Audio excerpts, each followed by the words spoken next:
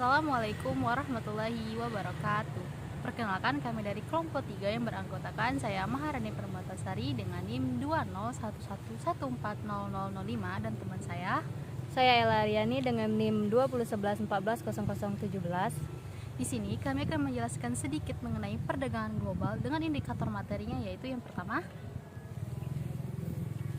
Yang pertama yaitu teori perdagangan klasik, dan yang kedua adalah teori perdagangan modern, dan yang ketiga adalah teori investasi internasional.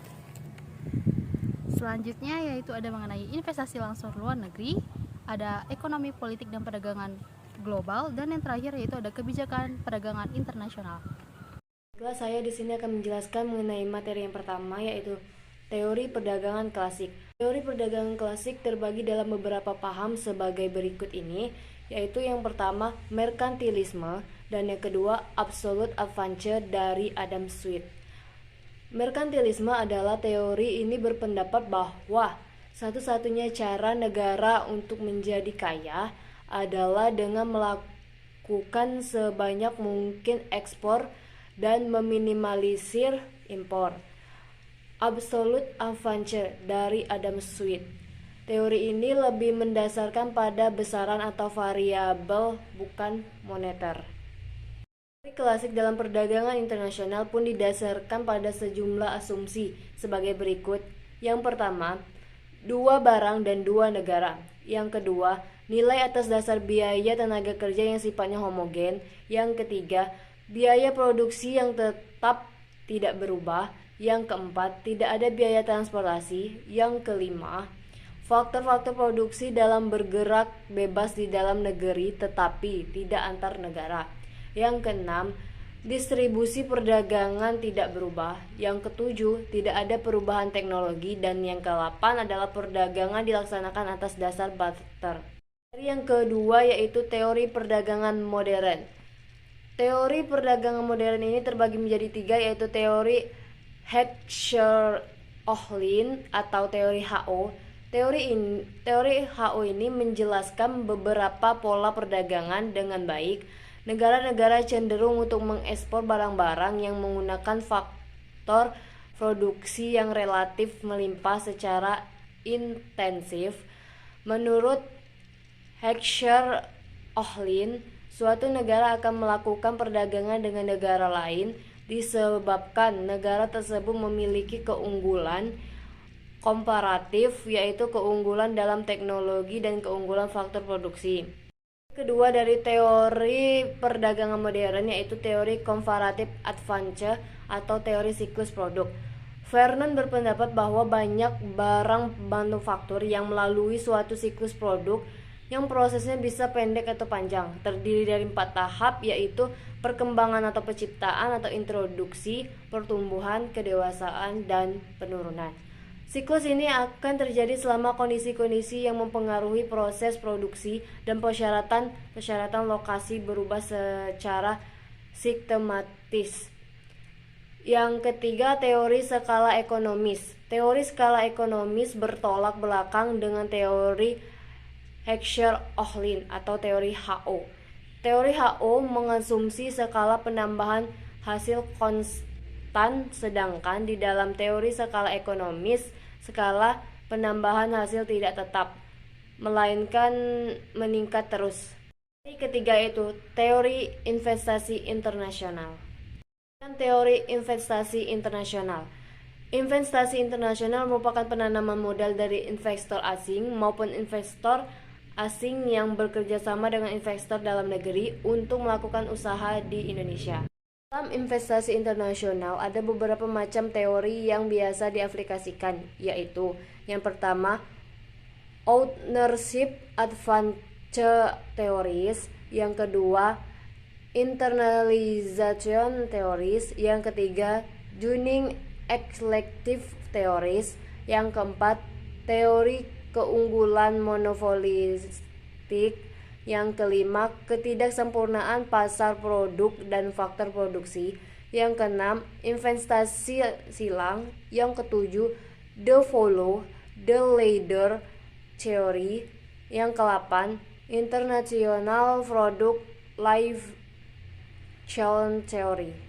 Baiklah, materi selanjutnya yaitu investasi langsung luar negeri atau Foreign Direct Investment or FDR adalah arus modal internasional di mana perusahaan dari suatu negara mendirikan atau memperluas perusahaannya di negara lain.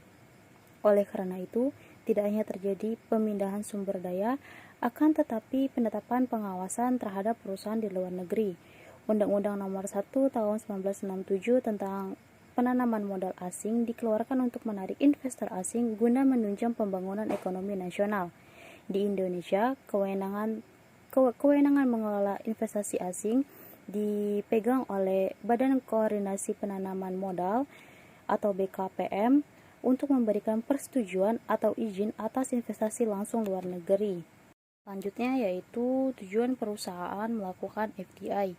Di antaranya yang pertama yaitu mencari sumber daya. Hal ini dilakukan karena perusahaan akan mencari sumber daya termurah untuk memproduksi barang dan jasa. Hal ini bisa dilakukan melalui investasi langsung luar negeri, baik dengan cara akuisisi ataupun membuat dan membuka perusahaan baru di negara tersebut. Yang kedua yaitu mencari pasar. Investasi langsung luar negeri dapat membuat pasar baru bagi sebuah perusahaan. Investasi langsung luar negeri memungkinkan sebuah perusahaan untuk menjual produknya lintas negara, lintas regional, hingga lintas benua. Yang ketiga yaitu mencari aset strategis. Perusahaan yang memiliki aset strategis tentunya memiliki daya saing yang lebih tinggi daripada pesaingnya. Hal ini menyebabkan perusahaan-perusahaan multinasional berlomba untuk mencari aset strategis yang bisa dilakukan melalui investasi langsung luar negeri. Terakhir yaitu mencari keamanan politis. Hal ini tidak lepas dari faktor lingkungan ekonomi dan politik yang berkaitan erat dengan perusahaan multinasional di mana di setiap kegiatannya diiringi dengan kepentingan politik negara yang bersangkutan. Selanjutnya yaitu ada metode FDI. Yang pertama yaitu ada joint venture. Joint venture atau perusahaan patungan adalah sebuah kesatuan perusahaan atau korporasi yang dibentuk antara dua pihak atau lebih dengan tujuan untuk menyatukan sumber daya untuk menjalankan aktivitas ekonominya.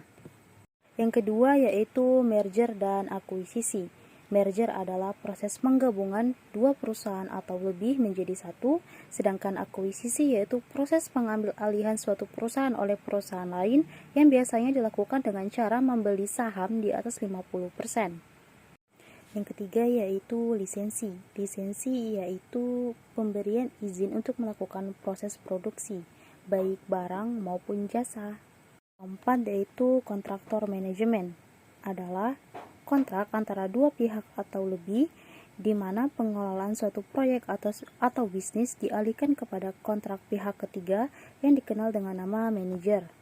Materi selanjutnya yaitu ekonomi politik dan perdagangan internasional. Perdagangan internasional tidak lepas dari pengaruh ekonomi dan politik di negara-negara yang terlibat di dalamnya. Kegiatan ekspor impor sebuah negara seringkali dipengaruhi bukan saja karena motif ekonomi, akan tetapi juga dipengaruhi oleh situasi dan kondisi politik suatu negara. Ekspor dan impor dapat memiliki dampak yang signifikan terhadap politik luar negeri Indonesia. Ekspor dapat membantu Indonesia dalam meningkatkan posisi diplomasinya di dunia internasional. Selain itu, impor dari negara-negara lain dapat membantu Indonesia mengakses teknologi dan bahan baku yang diperlukan untuk menunjang pembangunan ekonomi dan industri Indonesia. Dan materi terakhir yaitu kebijakan perdagangan internasional. Kebijakan perdagangan internasional yaitu segala tindakan negara atau pemerintah baik langsung ataupun tidak langsung untuk memengaruhi struktur, arah, komposisi serta bentuk perdagangan luar negeri dan kegiatan perdagangannya. Yang di dalam hal ini terdapat yang pertama yaitu tarif atau bea. Tarif atau bea yaitu biaya atau penetapan pajak ekspor dan impor sehingga diperoleh pendapatan negara. Tarif dan bea ini memiliki beberapa jenis, diantaranya yang pertama yaitu bea ekspor.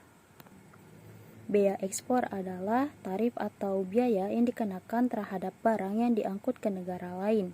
Yang kedua yaitu bea transito. Bea transito adalah bea atau pajak yang dikenakan terhadap barang-barang yang melewati suatu batas negara dengan tujuan akhir barang tersebut adalah di negara lain. Dan yang ketiga yaitu ada bea impor. Bea impor adalah pajak atau bea yang dikenakan terhadap barang-barang yang masuk ke dalam suatu negara. Kedua yaitu pelarangan impor. Pelarangan impor adalah kebijakan pemerintah untuk melarang masuknya barang dari luar negeri untuk melindungi dan meningkatkan produksi dalam negeri. Ketiga yaitu kuota dan pembatasan. Kuota dan pembatasan adalah kebijakan dari pemerintah yang membatasi untuk keluar dan masuknya barang ke suatu negara. Hal ini bertujuan untuk yang pertama, mencegah barang-barang penting berada di luar negeri. Yang kedua yaitu menjamin barang-barang tersedia di dalam negeri dengan proporsi yang cukup. Yang terakhir yaitu untuk mengawasi produksi dan pengendalian harga sehingga tercapai stabilitas. Yang keempat yaitu subsidi. Subsidi adalah kebijakan pemerintah untuk membantu menutupi sebagian biaya produksi per unit sehingga produsen dalam negeri dapat menjual barang dengan harga lebih murah sehingga dapat bersaing dengan barang impor. Kelima yaitu dumping. Dumping adalah kebijakan pemerintah untuk mengadakan diskriminasi harga sehingga produsen menjual barang di luar negeri lebih murah dibandingkan di dalam negeri. Yang keenam yaitu politik dagang bebas. Politik dagang bebas adalah kebijakan pemerintah untuk mengadakan perdagangan bebas antar negara. Dan yang terakhir yaitu politik autarki. Politik autarki ini yaitu kebalikan dari politik dagang bebas, yang mana perdagangannya hanya dilakukan dalam lingkup domestik. Baiklah, itulah materi dari kami. Mohon maaf apabila ada kesalahan dan kekurangannya. Sekian dari kami. Wassalamualaikum warahmatullahi wabarakatuh.